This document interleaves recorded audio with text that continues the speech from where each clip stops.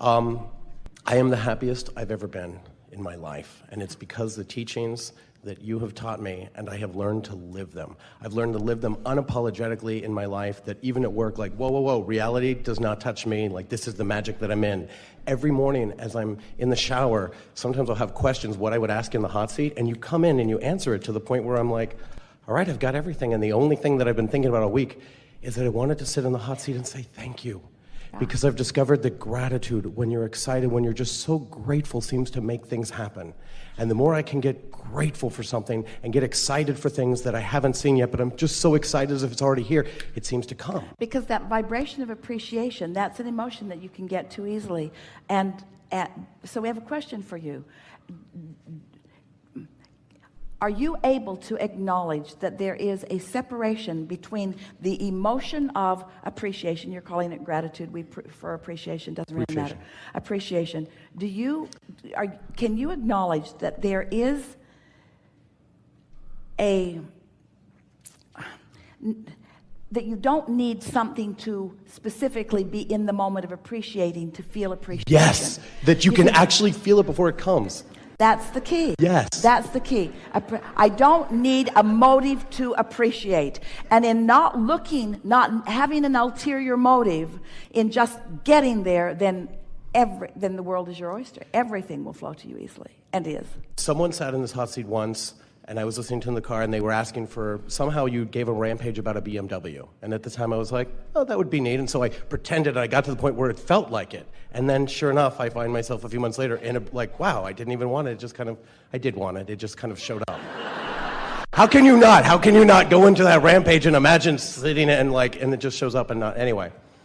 Well, it's a lovely thing, and this is what's beginning to happen to you more and more, to a lot of you, where a manifestation happens that it doesn't, and it didn't feel like you were trying very hard. It didn't feel like you said, I don't think I even wanted it. And the reason that it felt like you didn't want it is because you associate wanting with the stress of yearning for something. Yeah. Where when you find that pure alignment, then the universe just begins yielding to you shovels full of manifestations that have been in your vortex for a while.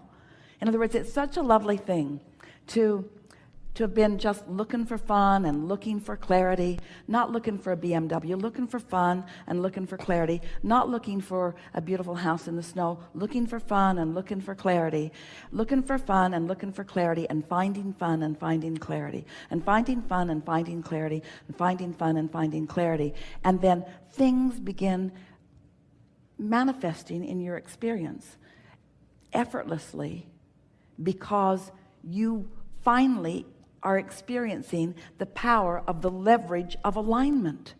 You see, that's why we've been explaining to you that you've been sifting and sorting and asking and putting it in your vortex, and it's been culminating there, it's been gathering, it's prepared itself for you being ready for it. It's better now than it was when you first put it there, because you put other things in there with it that all morph together.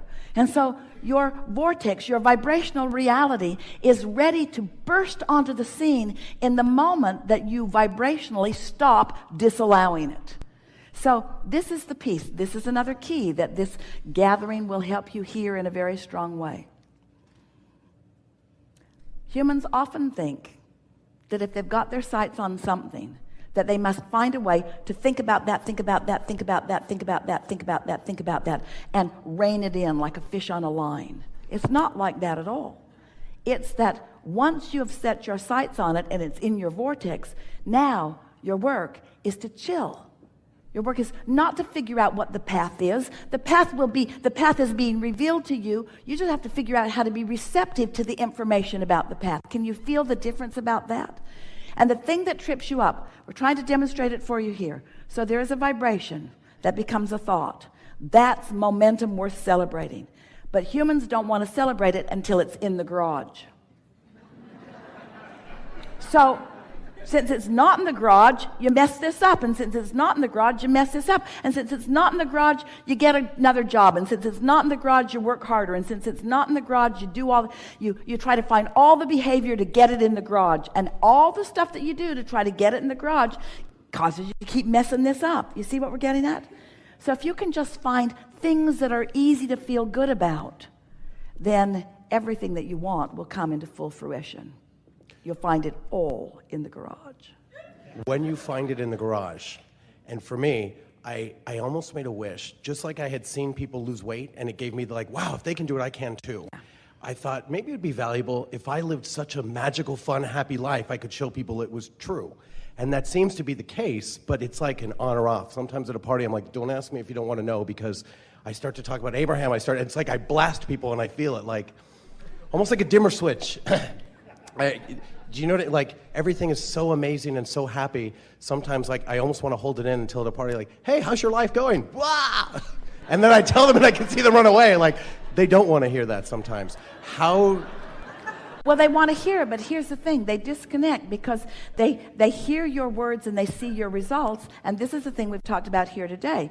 There is such a feeling of urgency to close that gap, to get to where I want to be, where what we're wanting to emphasize is that this is the only gap that you can close. In other words, the only gap that you have the ability to close right now is the gap between vibration and emotion. You can close that gap right now. You can accomplish the emotional manifestation. If you can hear this, you have the ability today to accomplish the emotional manifestation.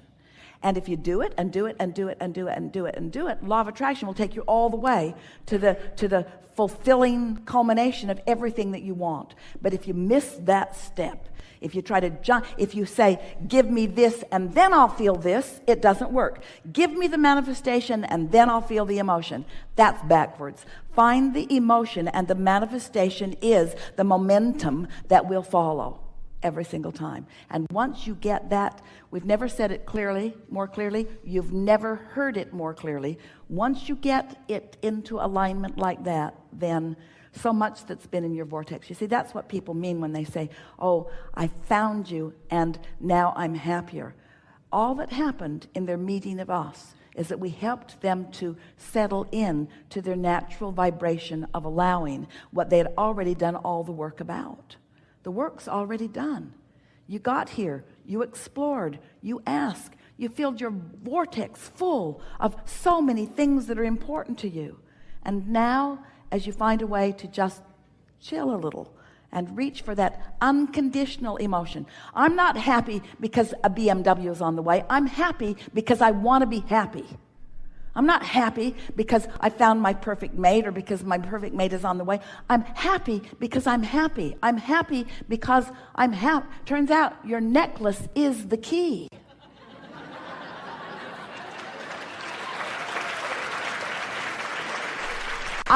I'm happy. I'm happy. I'm happy because I want to be happy. And when I wasn't happy, I thought thoughts that made me feel more happy. And it didn't happen all at once. But over time, I developed an intense determination to do the work that I can do, to control the only thing that I can control, which is my mood. And now you understand the physics behind it. You know that vibration is turning into thought and emotion is right there with the thought. And that's the manifestation you're reaching for. And if you will leave it at that, if people say, what do you want? You say, I want to be happy. And they say, well, what makes you happy? And you say, being happy. And they say, you're a nutcase. Yes. Yep. Crazier I am, the happier I am. The less I face reality, the happier I am. I'm happy. I'm happy. I'm happy. And then just remind yourself, when you feel happy, say it to yourself, I feel happy. I feel so good. I feel happy.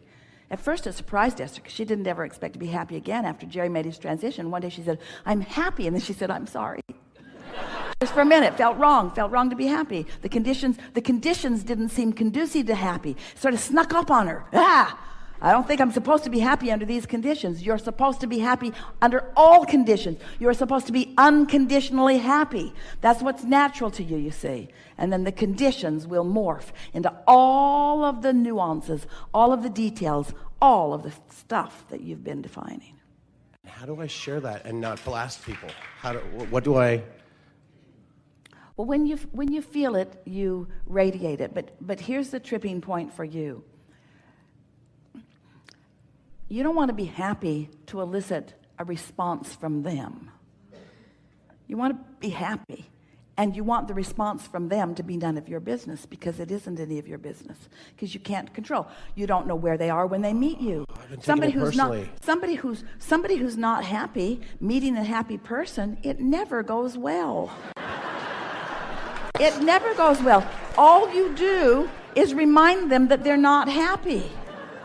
And then I feel terrible about it, I pushed them further down. And then when you explain to them why you're happy, that makes it even worse. It's like an indictment of what they're not doing.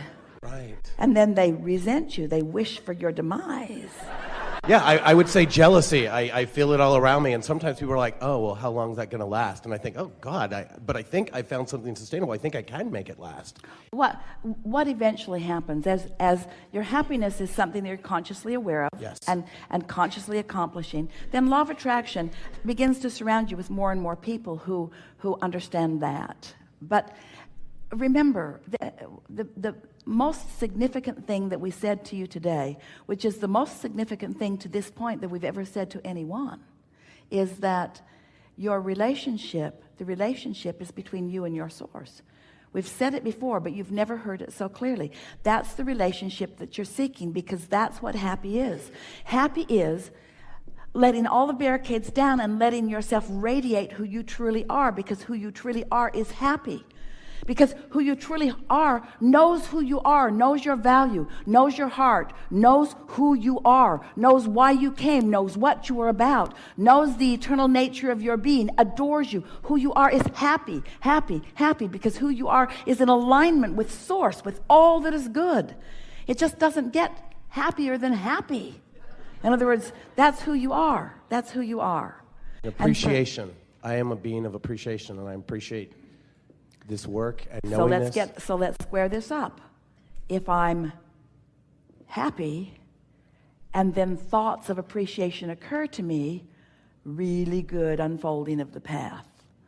If I'm not happy and I try to find something to appreciate to get happy, doesn't go as well, does it? So do you accept that you wake up, and that when you wake up you have the potential of being happy? Try it. You'll like it. Try it. See what happens. Give it a go. Give it a week or 2 or 3 or 4. You've been doing it, and watch what happens. Watch what happens. Watch the way the world begins to revolve around you. Because when you get happy, what isn't happy can't come near you. And if something that's not happy is coming near you, you're not as happy as you think you are. Thank you. Yeah. Thank you.